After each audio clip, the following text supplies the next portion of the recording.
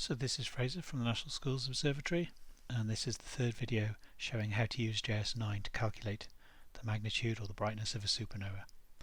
So in this video I'll be showing you how to move the values from JS9 into the magnitude calculator in Excel. Magnitude calculator is available on the resources page within the activity. I'll use the first row, the top row of values first of all, the star brightness, sky median and number of pixels, and we'll put them into columns E to G in row 3. So this corresponds to the date of the image that we've been working on. It was imaged on the 2nd of March 2016. So we'll put the value in here of 21,135.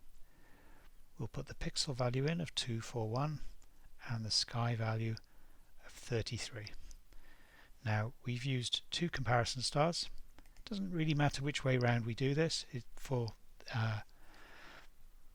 the benefit of fault finding, it's probably easier to do it in the same order as they are on the finder chart.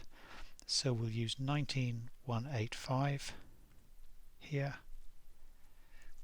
Again, the pixel value, the area is 241, and the sky value here is 32.7, so we can call that 33.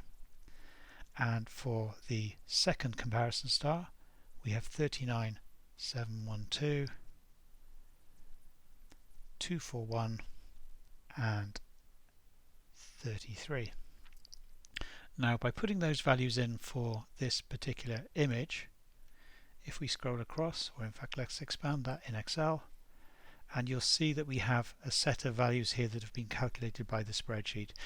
These are magnitudes, so they're logarithmic values. Again, you don't need to worry too much about what's going on here. The value you're interested in is the calculated value of 0.39, and if we scroll down to the graph beneath, you'll see that there is one data point now appearing at 0.39 in the image or in the plot here. What you need to do to get a complete graph is complete this for all of the frames that we've supplied you with, and put the numbers in turn into the rows and columns here in the spreadsheet. If you do that, then something hopefully fairly magical will appear and you'll get your supernova light curve. That's the end of this video. I hope you've enjoyed it.